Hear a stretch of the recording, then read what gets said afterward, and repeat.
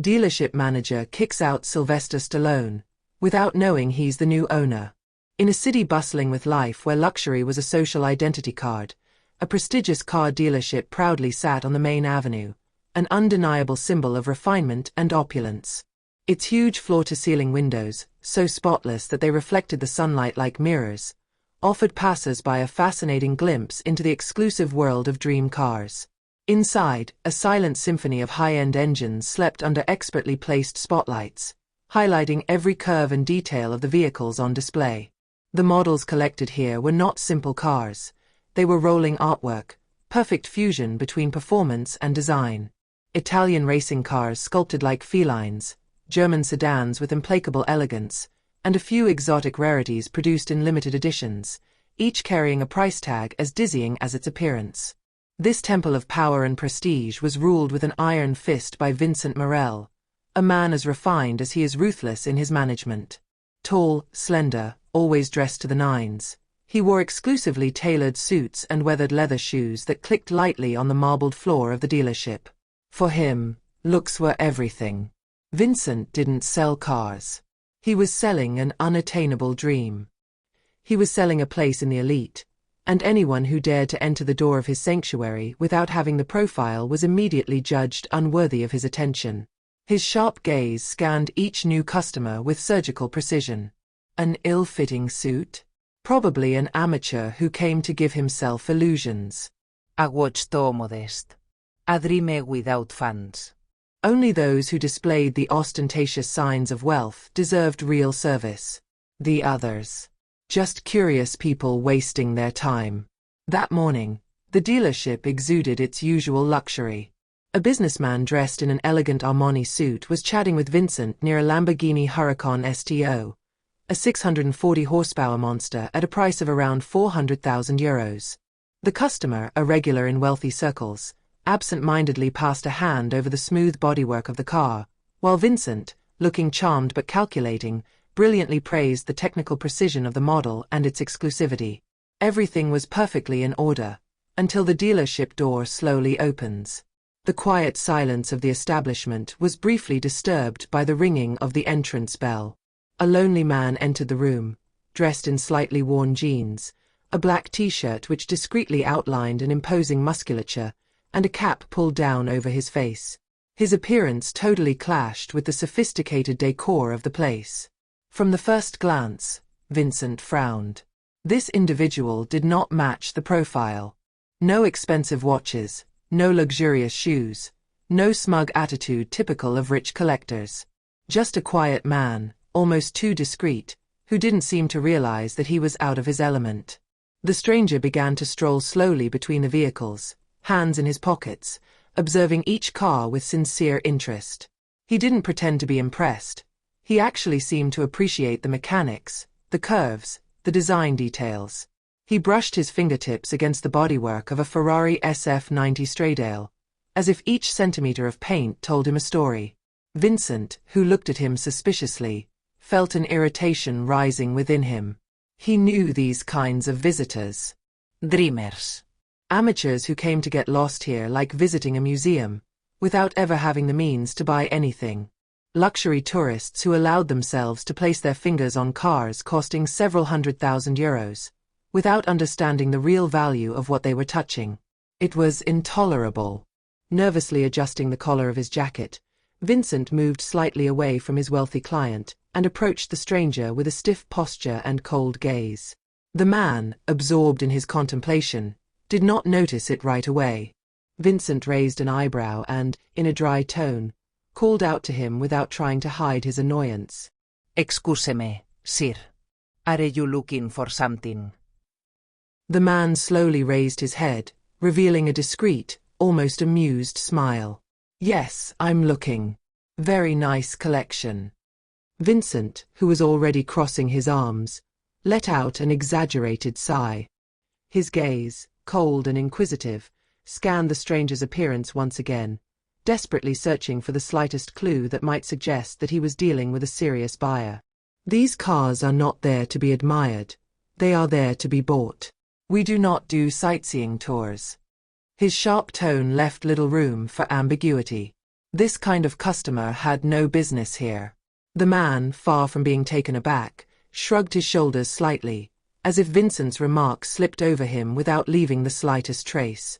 He looked again at one of the cars on display, a deep red Ferrari SF90 Stradale, before responding in a calm voice.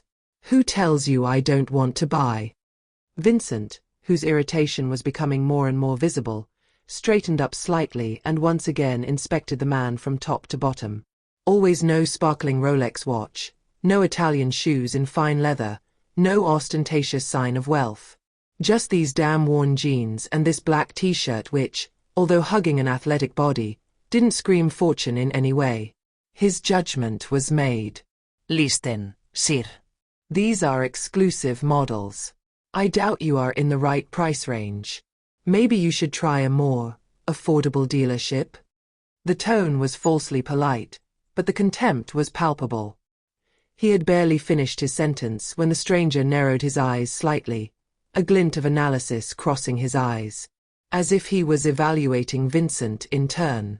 Then, after a second of silence, he showed an enigmatic smile. "Ah, so you choose your clients based on their appearance?" Vincent did not let himself be discouraged. His smile faded slightly as he squared his shoulders, adopting a dominant posture. "I choose not to waste my time, that's all." His tone was dry, full of undisguised arrogance. He hoped the man would get the message and leave on his own.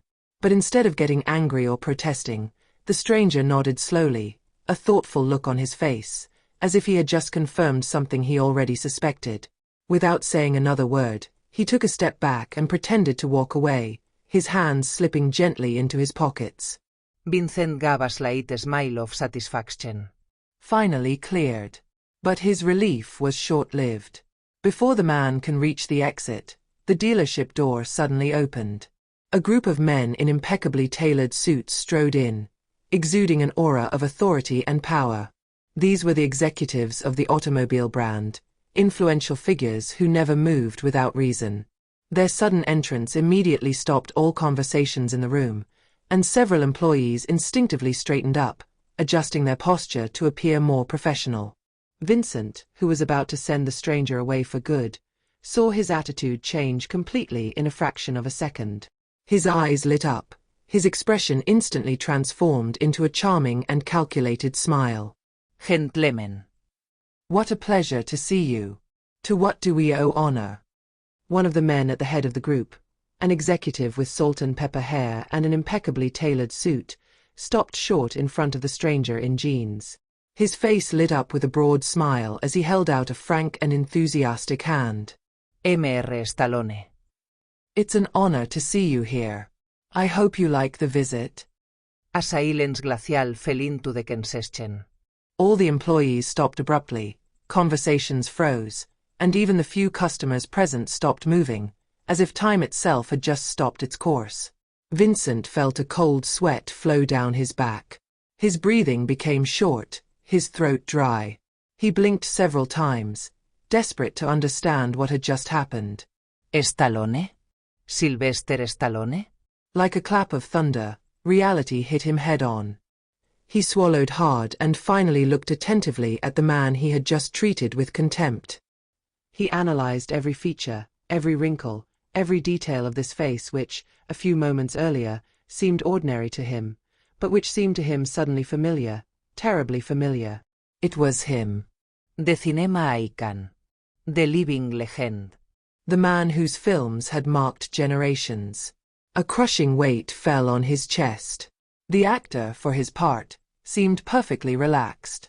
His smile stretched slightly, tinged with an almost mischievous glow of amusement. He looked around the compound before responding in a falsely light tone. "Oh yes, the visit was interesting." This simple word had the effect of a blade. One of the other executives, visibly proud to announce the news, then spoke, turning towards the stunned assembly. "Ladies and gentlemen, we have the honor to announce that Mr. Sylvester Stallone is the new owner of this dealership. Today we are finalizing the purchase of the establishment by his company. Congratulations to him." And stunned whisper ran through the employees. A mixture of shock, admiration, and total incomprehension. Panicked looks flashed between the sellers, some exchanging low words, others freezing, stunned. Vincent, Louis, heard her legs give way. A dizziness came over him. His heart was beating wildly. The new owner. Not only had he just refused to sell a car to Sylvester Stallone himself, but he had simply expelled the new owner of his own concession. The error was monumental. Catastrophic. Destroying the slight hope that it was a bad joke, Stallone slowly turned towards him. His eyes sparkled with an indecipherable glint, somewhere between amusement and silent judgment. His smirk was that of a man who had just trapped a pretentious person in mid-flight. So, still convinced I'm not a serious customer? The question sounded like a slap in the face. The employees held their breath. Everyone was waiting Vincent's reaction, who, usually so arrogant, was now reduced to a trembling shadow of himself. He tried to open his mouth, but no sound came out. He blinked, his face pale, desperately searching for something. Exit door, a miraculous excuse who could erase his monumental blunder. I didn't know.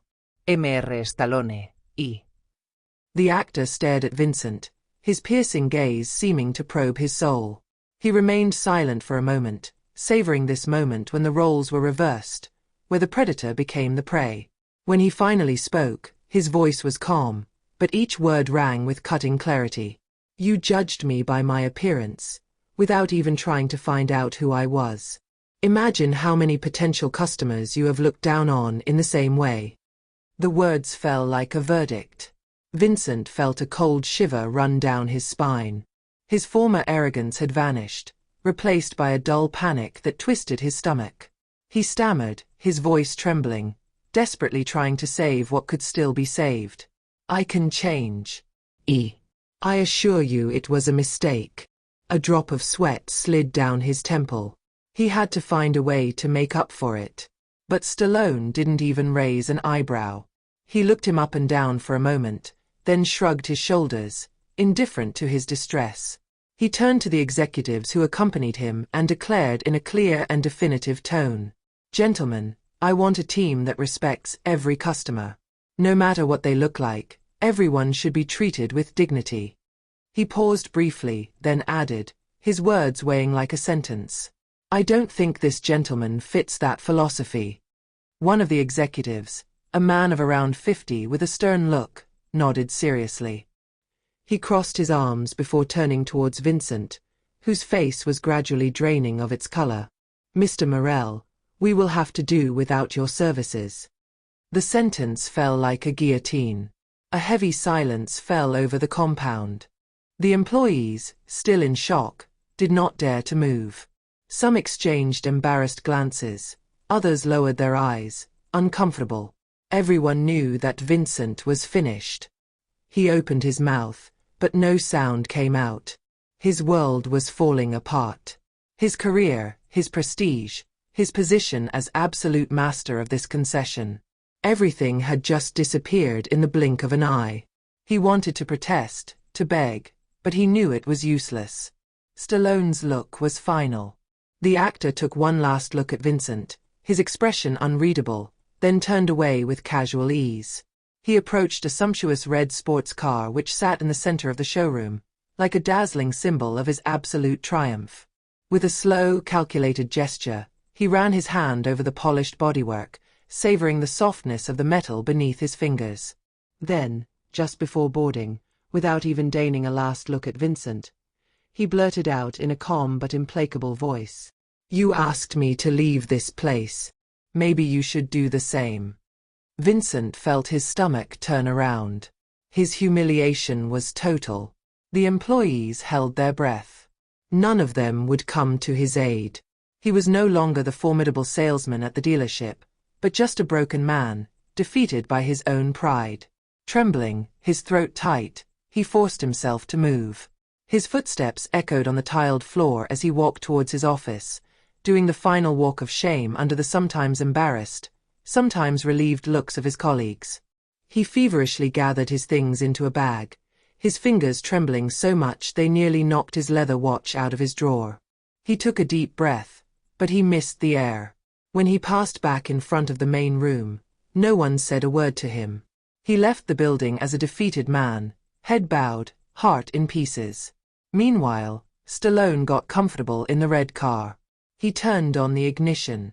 The engine roared with power, filling the dealership with a deep, majestic roar. His smile widens. This day marked a new beginning. For this concession. And for him.